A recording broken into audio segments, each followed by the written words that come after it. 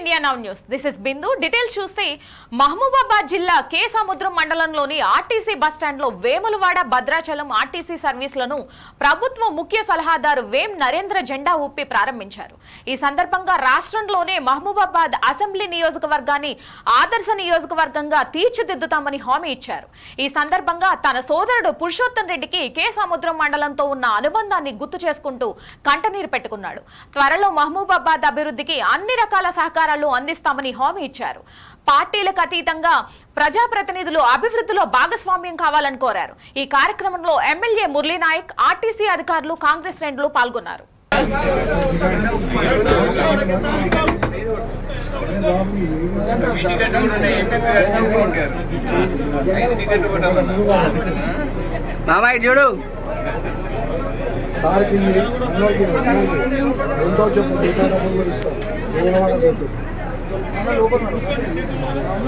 గౌరవ శాసనసభ్యుల వారికి, పెద్దలు భరచంద్ర రెడ్డి గారికి, ఎంపీపీ గారికి, జెడ్పీటీసీ గారికి, ఎంపీటీసీ గారికి, ఆర్టీసీ అధికారులకు,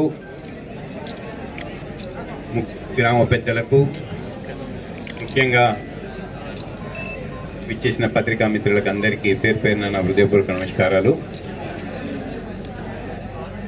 చాలా సంతోషం.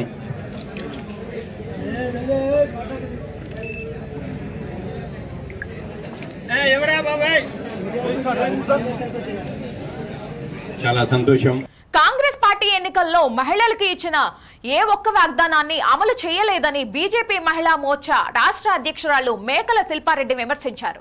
హైదరాబాద్ ఉప్పల్ తహసీల్దార్ కార్యాలయం ముందు నిర్వహించిన బీజేపీ మహిళా మోర్చా ఆందోళనలో ఆమె పాల్గొన్నారు. కేవలం మహిళలకు ఇచ్చిన హామీలను మహాలక్ష్మి పథకాన్ని తప్ప మరే హామీని కాంగ్రెస్ పార్టీ నిలబెట్టుకోలేదని విమర్శించారు. ఇచ్చిన హామీలు నెరవేర్చుకుంటే త్వరలో మహిళా మోర్చా ఆధ్వర్యంలో పెద్ద ఎత్తున ఆందోళన చేపడతామని హెచ్చరించారు. అనంతరం ఉప్పల్ తహసీల్దార్ రాణిరెడ్డికి వినతి పత్రం అందజేశారు.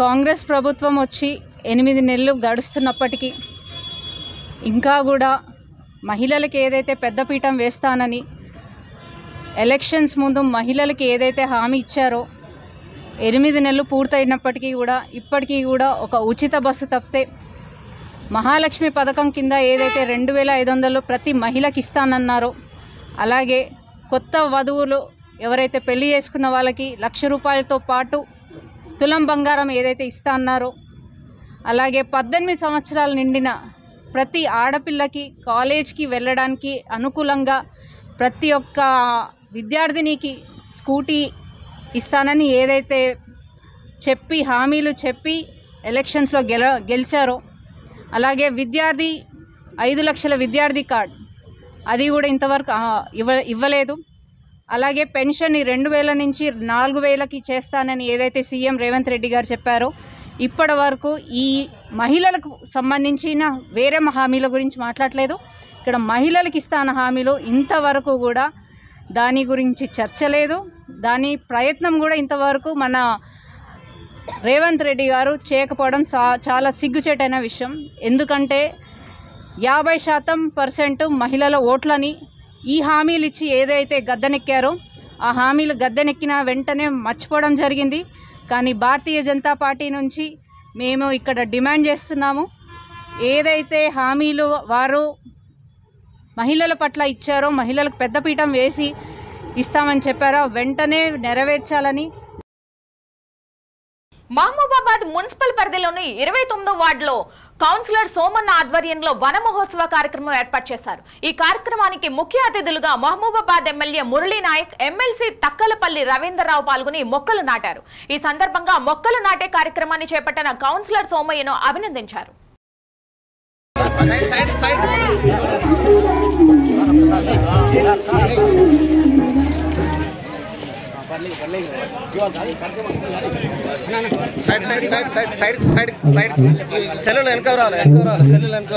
కార్యక్రమాన్ని తెలంగాణ రాష్ట్రం మొత్తం కూడా మొక్కలు నాటి ఈ రాష్ట్రంలో ఉన్నటువంటి కాలుష్యం అనేది రోజు రోజు పెరుగుతుంది కాబట్టి కాలుష్యం పెరగడం వల్ల ప్రాణవాయువుకు ప్రమాదం వస్తుంది కాబట్టి మొక్కలు నాటి చెట్లను పెంచి మంచి ఆక్సిజన్ ఈ రాష్ట్ర ప్రజలకు ఇచ్చేసి ఆ విధంగా ప్రజల యొక్క ఆయువును పెంచాలనే ఒక ఉద్దేశంతో చేపట్టినట్టుగా ఈ వనమహోత్సవ కార్యక్రమానికి ఈరోజు మా ఆహ్వానం మేరకు గౌరవనీయులు మన శాసనసభ్యులు డాక్టర్ మురళీ నాయక్ గారు మాకు ముఖ్య అతిథిగా వచ్చేసి ఈ కార్యక్రమాన్ని విజయవంతం చేసి ఇక్కడ మున్సిపాలిటీ పరిధిలోని సువర్ణపు సోమయ్య వార్డు 29వ వార్డులో ఈరోజు వనమహోత్సవ కార్యక్రమం ప్రారంభించడం జరిగింది. ఇంతకుముందు మన ప్రియతమ నాయకులు ముఖ్యమంత్రి రేవంత్ రెడ్డి గారు వరంగల్ రివ్యూ తీసుకోవడానికి వచ్చినప్పుడు వారు వనమహోత్సవ కార్యక్రమాన్ని టెక్స్టైల్ పార్క్లో స్టార్ట్ చేయడం జరిగింది. అదేవిధంగా అందరూ ప్రతి గ్రామాల్లో చెట్లను నాటి మన పర్యావరణం రక్షిద్దామని చెప్పేసి మనం ఈ కార్యక్రమాన్ని చాలా బృహత్తరంగా తీసుకుపోతున్నాం. అందుకే ఈసారి ప్రతి ఒక్క కాన్స్టిట్యున్సీలో చెట్లు నాటుకుంటూ మన వృక్ష సంపదను మనం కాపాడుకోవాల్సింది. ఎందుకంటే మనం రోడ్లు వైడనింగ్ అని చెప్పేసి అనేక కార్యక్రమాలు మన చెట్లను నరికేసి ఇప్పుడు మన ఫారెస్ట్ ఏరియా కూడా చాలా తగ్గిపోవడం జరిగింది. కాబట్టి మనకు వర్షాలు లేక ఎల్ నీనో అనేది ఒకటి వచ్చేసి ఇప్పుడు వర్షాలు కూడా సరిగా పడకుండా మొత్తం దేశమంతటా అతలాకుతలం అవుతూ ఉంది. కాబట్టి మనం చెట్లను సంరక్షిద్దాం. చెట్ల వలన మనకు అనేక ఉపయోగాలు ఉన్నాయి. చెట్ల వల్ల మనకు ఆక్సిజన్ మనకు వస్తూ ఉంది. అదేవిధంగా మనకు వర్షాలు కూడా అధికంగా చెట్లు ఉన్న ప్రాంతాల్లో వర్షాలు పడతాయి. వర్షాలు లేక మన కరువు కాలాలు వచ్చే అవకాశం ఉంది. కాబట్టి మనము ప్రతి ఒక్కరం బాధ్యతగా ప్రతి ఇంటి దగ్గర ఒక చెట్టును నాటి మనం మన సంస్కృతిని మన సాంప్రదాయాన్ని గొప్పగా చాటుదామని చెప్పేసి అదేవిధంగా ఇక్కడ ఈ వనమహోత్సవ కార్యక్రమానికి నన్ను ముఖ్య అతిథిగా పిలిచినటువంటి సువర్ణపు సోమయ్య గారు, అలాగే మున్సిపల్ కమిషనర్ గారు, మున్సిపల్ చైర్మన్ గారులకు, అలాగే ఎమ్మెల్సీ గారులకు ప్రత్యేక ధన్యవాదాలు తెలియజేస్తున్నాను. ములుగు జిల్లా వాజేడు మండలంలోని బొగతా జలపాతం తొలకరి వర్షాలతో పరవళ్లు తొక్కుతోంది. 2 రోజులుగా కురుస్తున్న వర్షాలకు తోడు ఛత్తీస్గఢ్ సరిహద్దులోని అటవీ ప్రాంతంలో కురిసిన వర్షానికి జలకల సంతరించుకుంది. 50 అడుగుల ఎత్తు నుండి దిగువకు ప్రవహిస్తున్న నీటి ప్రవాహాన్ని చూసేందుకు పర్యాటకులు తరలి వస్తున్నారు. దీంతో పర్యాటకులకు అటవీ శాఖ అధికారులు అన్ని ఏర్పాట్లు పూర్తి చేసుకున్నారు.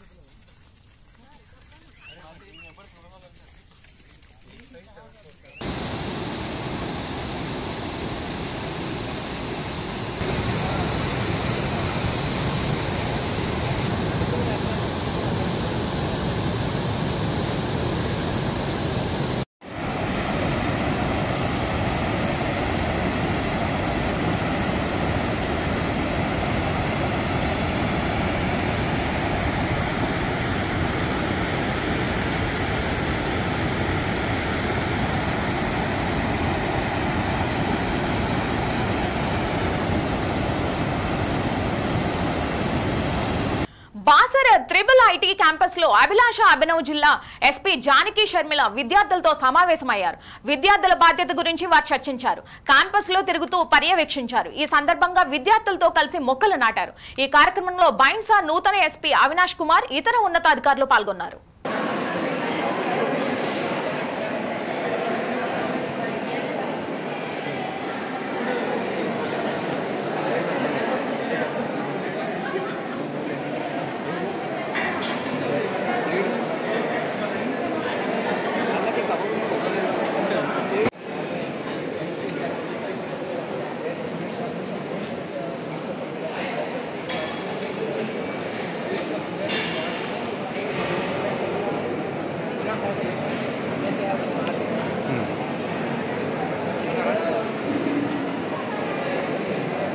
చిత్తూరులోని విద్యుత్ కార్యాలయంలో విద్యుత్ పరిష్కార వేదిక కార్యక్రమాన్ని నిర్వహించారు.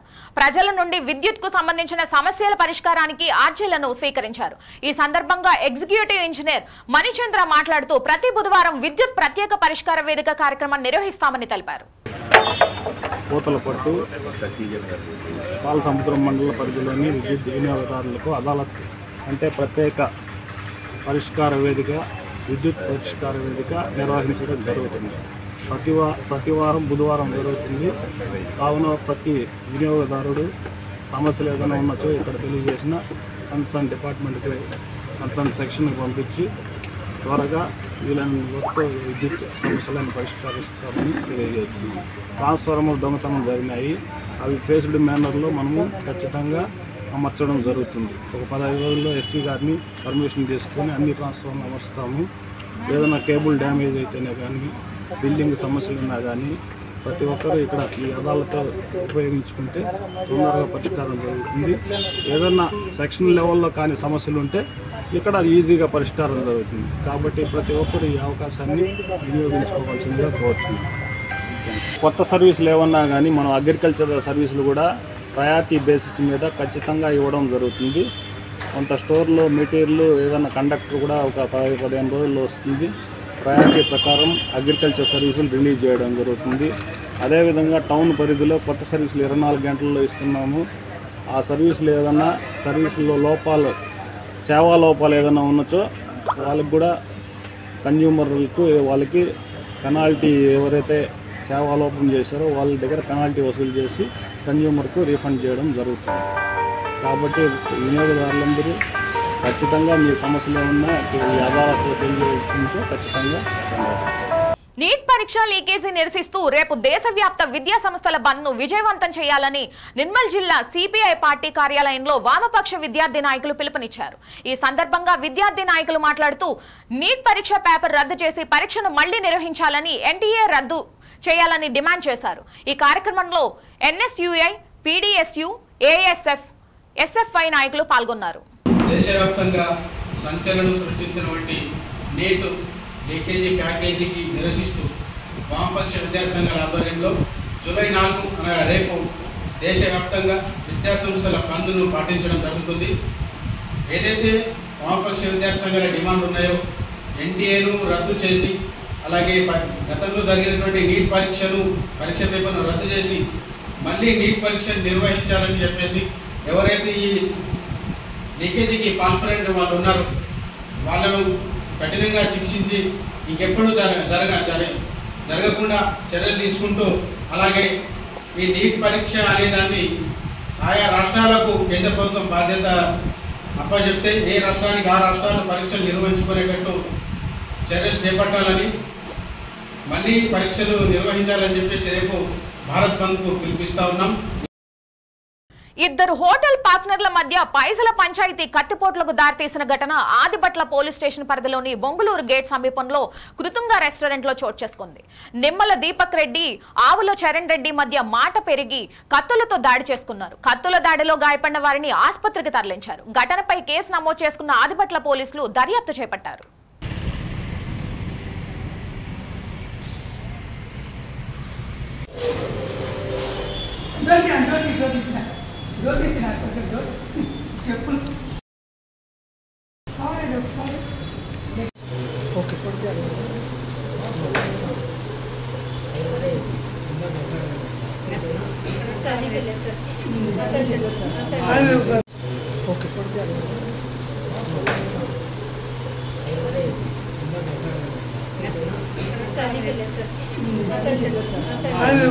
మేడ్చల్ మల్కాజ్గిరి జిల్లా సురారం పోలీస్ స్టేషన్ పరిధిలోని ఆర్య వైన్స్ పక్కన వీధిలో గుర్తు తెలియని మృతదేహం లభ్యమైంది. మృతుడికి సుమారు 45 సంవత్సరాల వయసు ఉండొచ్చని పోలీసులు తెలిపారు.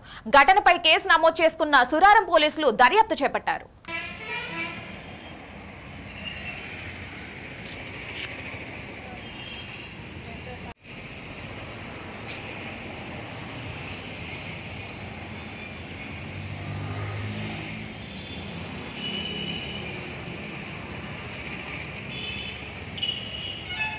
రాష్ట్రానికి ప్రత్యేక హోదా అడిగేందుకు చంద్రబాబు నాయుడికి ఇదే మంచి సమయమని ఆంధ్రప్రదేశ్ రాష్ట్ర సిపిఐ కార్యదర్శి రామకృష్ణ అన్నారు.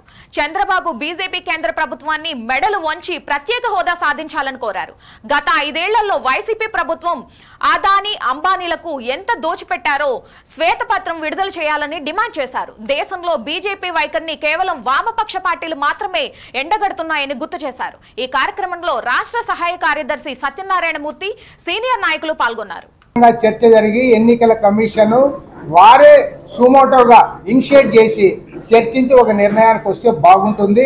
ఏదేమైనా సరే నేను గ్యారంటీ చెప్పగలను, ఇవాళ ఎన్నికల కమిషన్ నిర్వహిస్తున్న ఏదైతే ఎన్నికలు ఉన్నాయో రాబోయే రోజుల్లో ప్రజాస్వామ్యం పైన కూడా నమ్మకం పోతుంది. ఎందుకంటే మీరందరూ చూస్తూ ఉన్నారు, మన ఆంధ్ర రాష్ట్రంలో జరిగిన ఎన్నికల్లో ఒక్క ఆంధ్ర రాష్ట్రంలోనే 10,000 కోట్ల రూపాయలు ఖర్చు చేశాయి ప్రధానమైన పార్టీలు. 10,000 crores.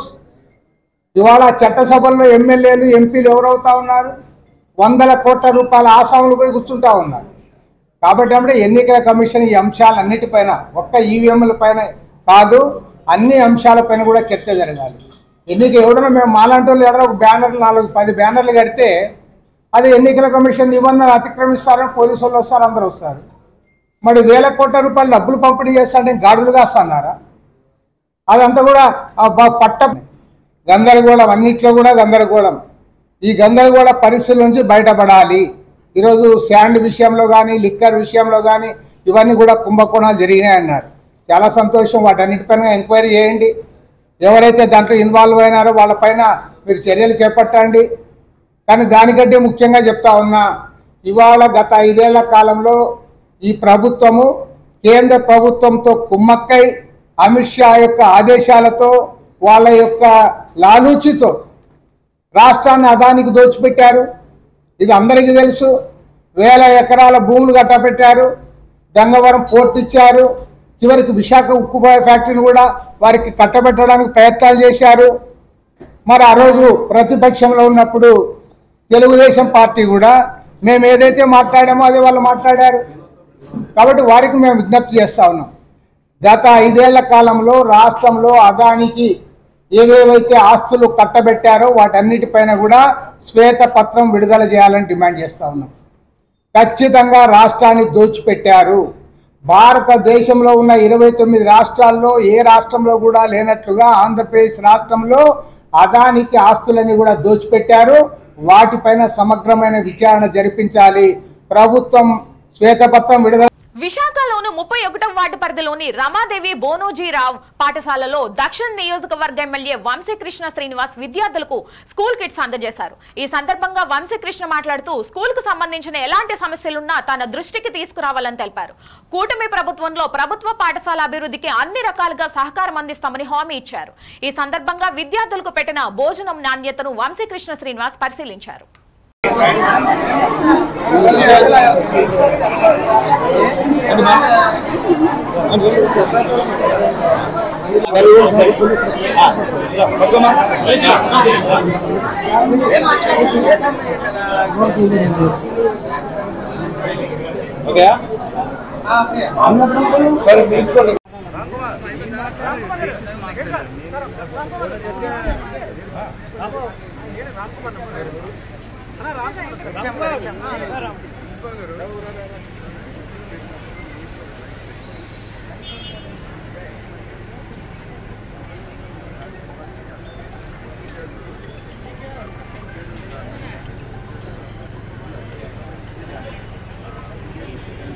నిర్మల్ జిల్లా కలెక్టర్ ముందు తెలంగాణ వ్యవసాయ కార్మిక సంఘం ఆధ్వర్యంలో పుష్పూర్ గ్రామానికి చెందిన రైతు రిలే నిరాహార దీక్ష ప్రారంభించారు. గత ప్రభుత్వం జాదవ్ మోతీరామ్ కిషన్లకు చెందిన 1.5 ఎకరం పొలంలో క్రీడా ప్రాంగణం కోసం తీసుకుని ఇప్పటి వరకు నష్టపరిహారం చెల్లించలేదని ఆవేదన వ్యక్తం చేశారు. ఈ మేరకు వ్యవసాయ కార్మిక సంఘం ఆధ్వర్యంలో కలెక్టర్ ఆఫీస్ ముందు నిరసన తెలియజేశారు. ఇప్పటికైనా బాధిత రైతులకు న్యాయం చేయాలని నిర్మల్ జిల్లా వ్యవసాయ కార్మిక సంఘం అధ్యక్షులు తిరుపతి డిమాండ్ చేశారు. ఎకరన్నర భూమిని గుర్తుకొని క్రీడా ప్రాంగణాన్ని ఏర్పాటు చేశారు. 2021లో ఈ రైతు భూమిని గుర్తుకోవడం జరిగింది. అప్పటి నుంచి ఇప్పటి వరకు ఈ కలెక్టర్ ఆఫీస్లో మారిన ప్రతి కలెక్టర్ను కలిసి ఈ రైతు దరఖాస్తు ఇవ్వడం జరిగింది. కానీ ప్రభుత్వం ఏమాత్రం స్పందించలేదు. ఆ రైతు భూమిని ఆ రైతుకు ఇవ్వలేదు. ఆ రైతు భూమిలో క్రీడా ప్రాంగణం ఉంది. ఆ క్రీడా ప్రాంగణంలో ఆ గ్రామ పంచాయతీ కారోబారి కూరగాయలు పండిస్తున్నాడు, గడ్డి వాములు వేశాడు. అక్కడ ఉన్నటువంటి జాదవ్ రాజేష్ బాబు అనేటువంటి వ్యక్తి పుష్పూర్ గ్రామ మాజీ సర్పంచ్. మొదటి వరకు అతని భార్య బారుబాయి ఆమె సర్పంచ్గా కొనసాగింది. వీళ్ళ నాయకత్వంలో ఈ భూమిని క్రీడా ప్రాంగణంకు ఇవ్వడం జరిగింది. ఈ రైతు భూమిని గుర్తుకోవడం అనేది అన్యాయం. రాష్ట్రంలో కేసీఆర్ ముఖ్యమంత్రిగా ఉన్న కాలంలో తెలంగాణ క్రీడా ప్రాంగణం పేరిట, శ్మశాన వాటిక పేరిట, హరితహారం పేరిట దళిత గిరిజనుల భూముల్ని గుంజుకొని దౌర్జన్యంగా వాళ్ళని దిక్కులేని వాళ్ళుగా చేసినటువంటి కేసీఆర్ ముఖ్యమంత్రి వాళ్ళ దిక్కులేని వాడు అయ్యాడు. మరి ఈ రైతు సంబంధించినటువంటి భూమిని తిరిగి ఆ రైతుకి ఇవ్వాలని చెప్పి ప్రస్తుత ముఖ్యమంత్రి రేవంత్ రెడ్డి గారిని తెలంగాణ వ్యవసాయ కార్మిక సంఘం కోరుతుంది. మేము ఈ ఎన్నికల్లో గెలిస్తే, మా ప్రభుత్వం ఏర్పడితే కేసీఆర్ గుర్తుకున్నటువంటి దళిత గిరిజనుల భూములు తిరిగి ఆ రైతులకు ఇస్తామని చెప్పి వాగ్దానం కూడా చేయడం జరిగింది. కాబట్టి ఆ వాగ్దానాన్ని అమలు చేస్తూ ఈ గిరిజన రైతుకు సంబంధించినటువంటి ఎకరన్నర భూమిని తిరిగి ఆ రైతుకు ఇవ్వాలని చెప్పి తెలంగాణ వ్యవసాయ కార్మిక సంఘం ఈ రాష్ట్ర ప్రభుత్వాన్ని డిమాండ్ చేస్తూ కడెం ప్రాజెక్ట్ ఇంజనీర్లతో కలిసి నిర్మల్ జిల్లా కలెక్టర్ అభిలాష అభినవ్ సమీక్ష సమావేశం ఏర్పాటు చేశారు. ప్రస్తుత ప్రాజెక్ట్ నీటి మట్టం, ఇన్ఫ్లో అవుట్ఫ్లో గేట్ల మరమ్మతు పనుల వివరాలు అడిగి తెలుసుకున్నారు. ప్రాజెక్ట్ గేట్లు మరమ్మతు పనులను వెంటనే పూర్తి చేయాలని అధికారులను సూచించారు. ఈ కార్యక్రమంలో ఆర్టీఓ రత్న కళ్యాణి, నీటిపారుదల శాఖ చీఫ్ ఇంజనీర్ శ్రీనివాస్ అధికారులు పాల్గొన్నారు.